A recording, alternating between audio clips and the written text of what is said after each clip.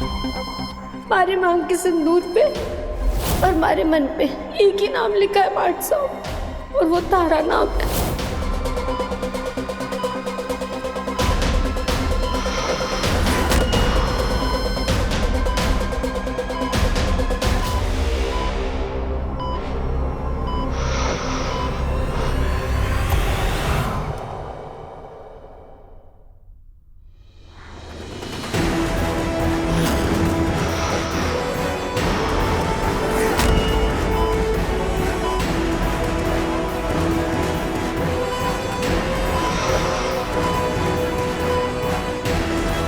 अयान, अयान, अयान, ये तो क्या हो रहा है? अयान, तुम ठीक तो हो ना? मैं डॉक्टर को बुला के लाती हूँ। डॉक्टर, नर्स, कोई है? Please help. पल्स चेक करो। डॉक्टर, आपने तो कहा था सुबह तक इसे होश नहीं आएगा। फिर से क्या हो रहा है? आप प्लीज बाहर वेट कीजिए। नहीं डॉक्टर, अयान ठीक तो हो जाएगा ना? आप चेक करो ना। मैडम प्लीज आप कुछ देर के लिए बाहर जाइए। जैसे ही इनके इस डिस्टरबेंस के बारे में हमें रीजन पता चल जाएगा, हम आपको बता देंगे। प्लीज अभी बाहर जाइए। नर्स, प्लीज इन्हें बाहर लेके जाइए। Madam please please please madam please यहाँ रुकने दो, प्लीज मैडम, रुकने दो मैडम। आइए।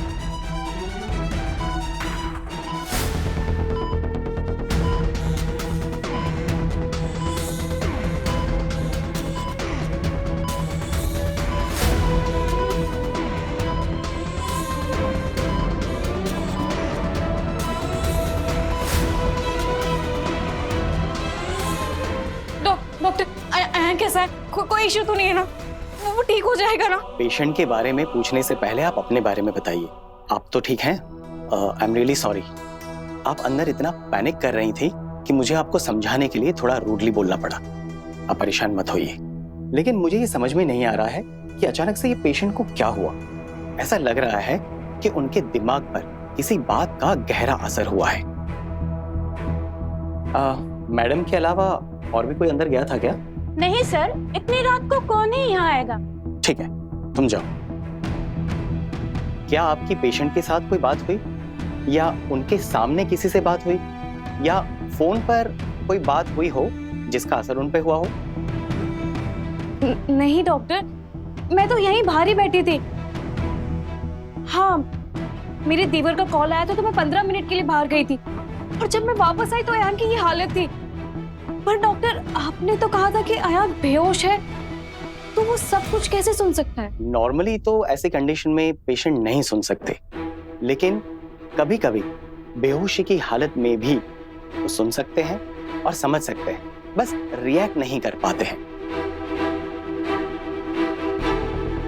आखिर कहाँ गई ये लड़की? वहाँ भी नहीं है, एक तो उसे कुछ दिखाई भी नहीं दे रहा। अगर सीढ़ी से गिर भी गई तो हम दोनों की नौकरी चली जाएगी। एक काम करो, तुम यहाँ देखो और मैं यहाँ देखती हूँ, ठीक है? हाँ, ये यहाँ पर है। अरे कहाँ चली गई थी तुम? हाँ, ये चोट कैसे लगी? ये खून आ रहा है। पर तुम चलो यहाँ से।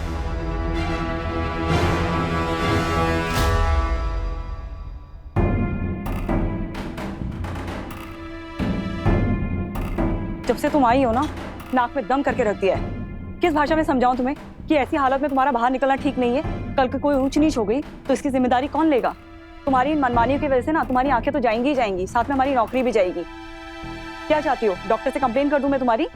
फिर वो तुम्हें हॉस्पिटल से बाहर निकाल देंगे। अच्छा होगा ना तुम्हारी जगह हम ऐसे पेशेंट का इलाज करें जो सच में ठीक होना चाहता हो।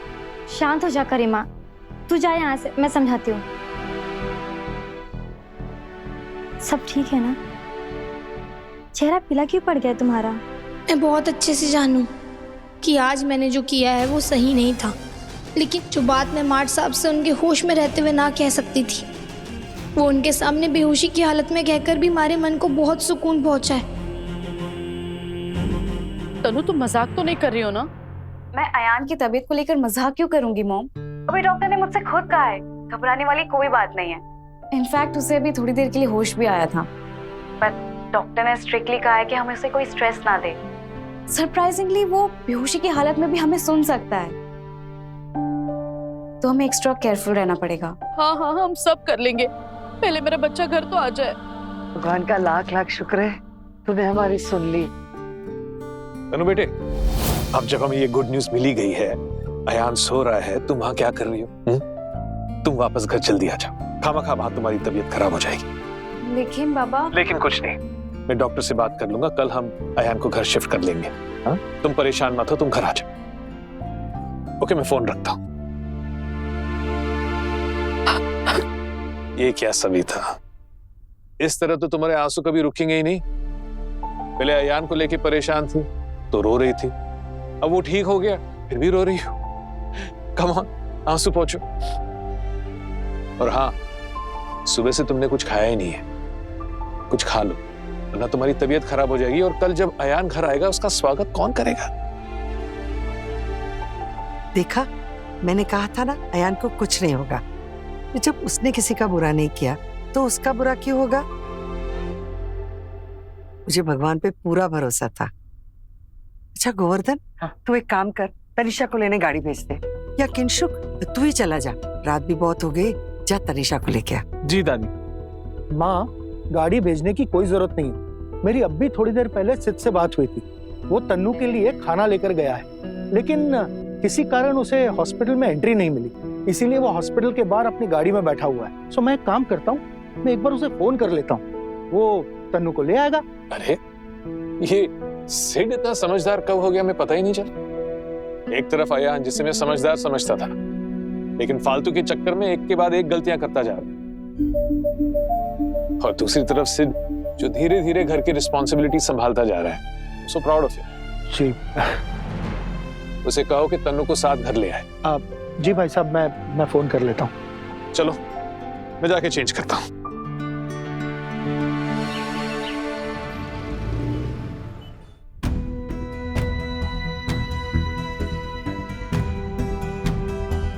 ये मेरी उंगली है, आपको दिखाई दे रही है?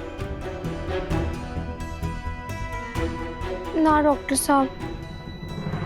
अब ये टॉर्च की रोशनी जहां जाएगी उस तरफ देखने की कोशिश करना।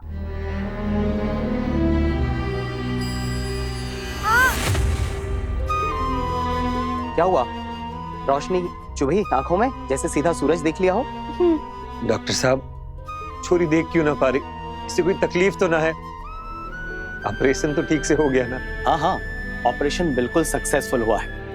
इनकी आंखों में चुभती हुई रोशनी इस बात का सबूत है। इसके पहले इन्हें कुछ भी दिखाई नहीं दे रहा था। पहले इन्हें कमरे में रोशनी है या नहीं उसका पता नहीं चलता था, लेकिन अभी पता चलने लगा है। धीरे धीरे ये रिकवर करने लगी हैं, और जैसे जैसे ये रिकवर करेंगी इनकी रेटिना का ब्लड सर्कुलेशन बढ़ेगा और धीरे धीरे इन्हें सब दिखाई देने लगेगा। आपको घबराने की कोई जरूरत नहीं है। ये काला चश्मा हमेशा अपनी आंखों पे लगा के रखना, इससे लाइट का स्ट्रेन तुम्हारी आंखों पर नहीं पड़ेगा। अब जितना हो सके अपनी आंखों को आराम देना। माता रानी का लाख लाख शुक्र है, अब तू देख सकेगी छोरी। डॉक्टर साहब, अभी 1 महीने में हमारा क्रिकेट का ट्रेल मैच है, मैं वो तो खेल पाऊंगी ना? हमारी आंखों की रोशनी तब तक वापस आ जाएगी ना? मुश्किल है पर नामुमकिन नहीं।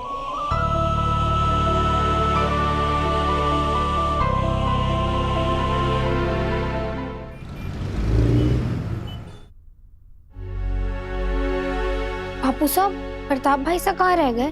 बेटा, प्रताप मसालों की डिलीवरी करने गया।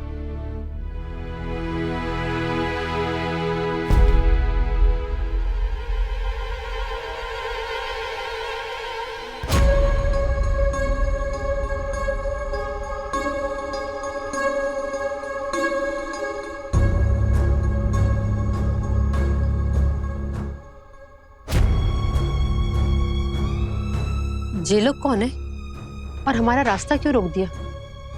थे जानू इन्हें? हाँ, ये अयान जी की बीननी है और वो उनके छोटे भाई।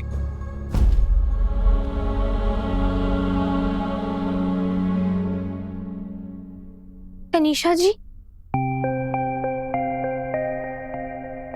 बेटा, ये लोग अयान जी से मिलने आए हो ना? कैसी तबीयत है उनकी? अब ठीक तो है ना? हाँ, अयान अभी काफी बेटर है।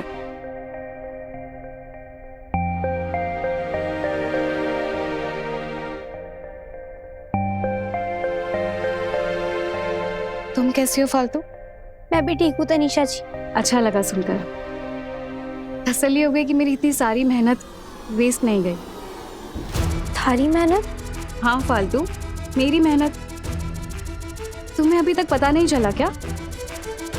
क्या बोलना क्या चाह रहे हो तनीषा जी? साफ साफ बोलो, मैंने कुछ समझ ना आ रहा। तो बात घुमा क्यों रहे हो? सीधे सीधे बोलो ना। आप इतना हाइपर मत होइए आंटी। ऐसी भी कोई बात नहीं है जो मुझे छुपानी पड़े। मैं यहाँ साफ साफ बात करने ही आई हूँ। सच सच बताओ फालतू, तुम्हारे मन में एक बार भी ये ख्याल नहीं आया कि रातों रात 20 लाख रुपए तुम्हारे ऑपरेशन के लिए कैसे अरेंज हो गए?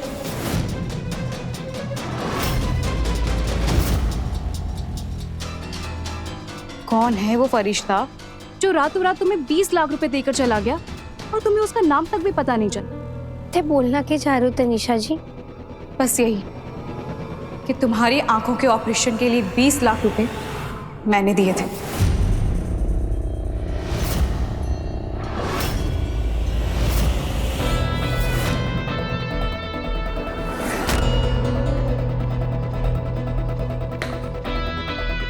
मैं ही हूं वो फरिश्ता जिसकी वजह से तुम दोबारा देख पाने के सपने देख रही हो।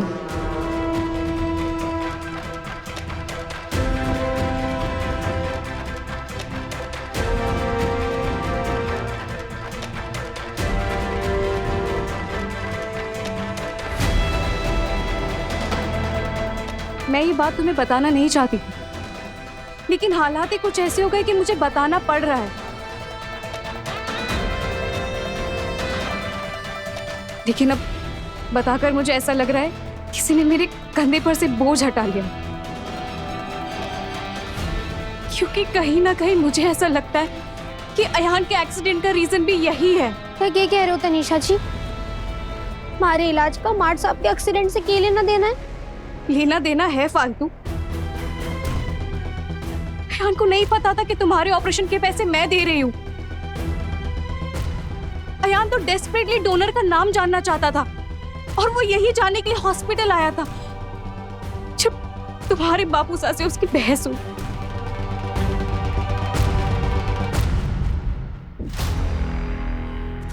और गुस्से में ड्राइव करते वक्त उसकी गाड़ी पेड़ से टकरा गई।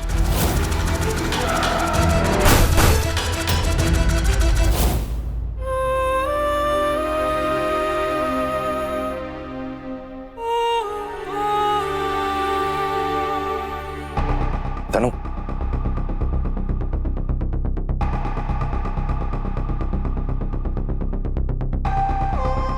फालतू। तनु सच कह रही है। तनु नहीं चाहती थी कि तुम्हारा क्रिकेटर बनने का सपना अधूरा रह जाए, इसलिए तनु ने तुम्हारी आंखों का ऑपरेशन करवाया। लेकिन तह लोगों को ये सब करने की क्या जरूरत थी? हम लोग कुछ ना कुछ करके पैसों का इंतजाम कर लेते ना। फालतू, उसमें कितना टाइम लगता है ये नहीं पता था ना हमें, इसलिए तनु ने ये सब किया ताकि तुम जल्द से जल्द ठीक हो जाओ और भाई का ध्यान फाइनली तुमसे हटकर अपनी मैरिड लाइफ पर आ जाए।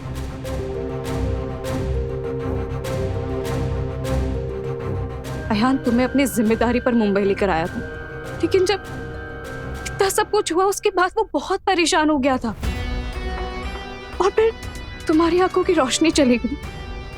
उसके बाद उसकी रातों की नींद, दिन का चैन सब हराम हो गया था।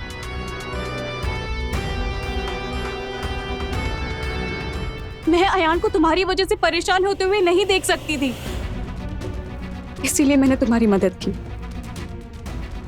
ताकि अयान को सुकून मिल सके।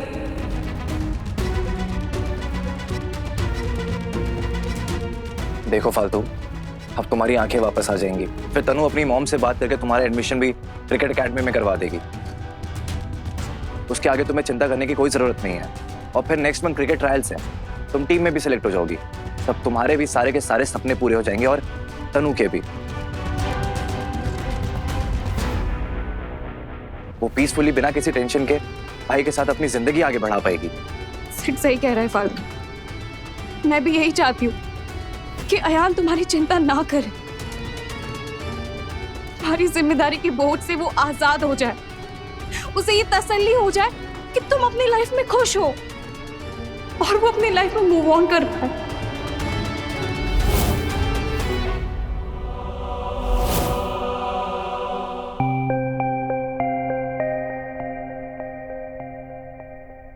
मैं अपने जीवन में बहुत खुश हूँ तनीषा जी, और मैंने बहुत कोशिश की कि मार्ट साहब हमारी चिंता छोड़कर अपनी जिंदगी में आगे बढ़ सके। अरे यकीन मानो, मैंने वो हर मुमकिन प्रयास किया मार्ट साहब के दिल में अपने लिए नफरत पैदा करने के लिए। मैं जानती हूँ, मैं सब जानती हूँ। बस क्रिकेटर बन के अपना और बापू सा का सपना पूरा कर सकूं, यही बहुत बड़ी बात होगी हमारे लिए।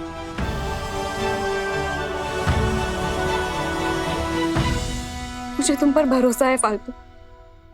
अभी तुम घर जाओ और रेस्ट करो। जैसे तुम्हारी आंखें ठीक हो जाएंगी, मैं तुम्हारा क्रिकेट एकेडमी में एडमिशन करवा दूंगी। I promise.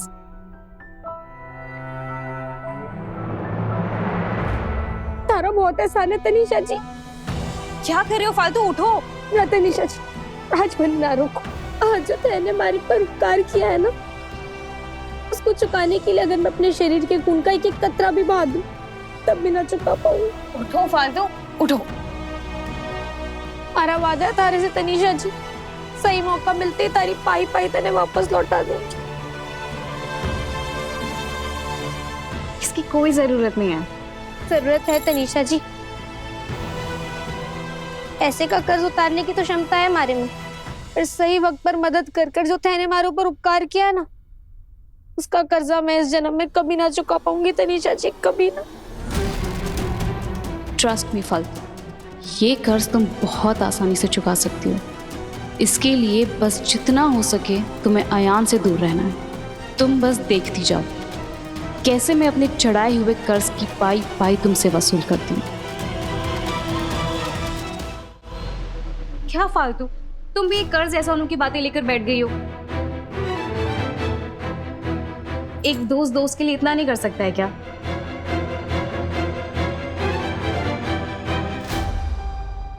अंकल, आप फालतू के लिए बिल्कुल भी परेशान मत होइए। देखना मैं इसकी लाइफ में सब कुछ कैसे ठीक कर देती हूँ। जय साक्षात देवी हो मैडम जी। मैं माता रानी से प्रार्थना करूंगी कि थारी और मार्ट साहब की झोली में खुशियां हमेशा बनी रहे। अच्छा, अब हम चलते हैं। थेया जी का ख्याल रखना। तनीषा जी, हमारा वादा है थारे से, हमारी वजह से अब थारे और मार्ट साहब के जीवन में कोई दुख ना आवेगा। है दोनों एक दूसरे के लिए बने हो, और ये सच कोई ना बदल सके। पूरी कोशिश करूंगी कि अब से तह दोनों के बीच कोई ना आवे, और तह दोनों हमेशा हमेशा खुश रहो।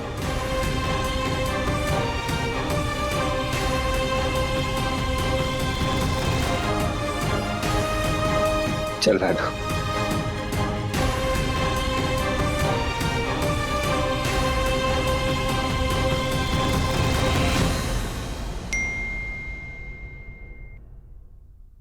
तनु, दादी का मैसेज आया है, भाई के रूम में आ गए, हमें बुला रहे हैं।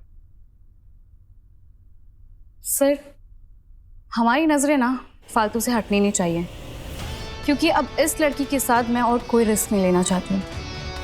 मैंने मॉम से बात कर ली है, इसकी आईसाइट ठीक होती ही हम इसका एडमिशन क्रिकेट एकेडमी में करवा देंगे। फिर फालतू मेरे एहसान तले इतना दब जाएगी कि अयान का ख्याल भी अपने दिमाग में लाने से पहले 100 बार सोचेगी।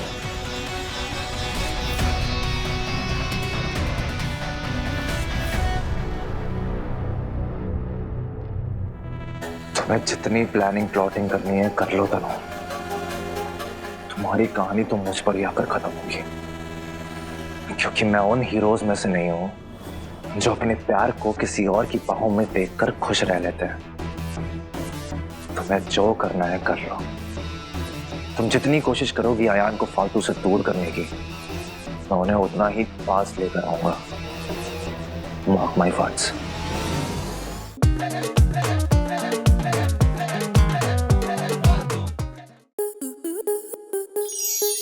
स्टार प्लस के ऐसे ही और बेहतरीन लम्हे देखने के लिए सब्सक्राइब करें हमारे YouTube चैनल को।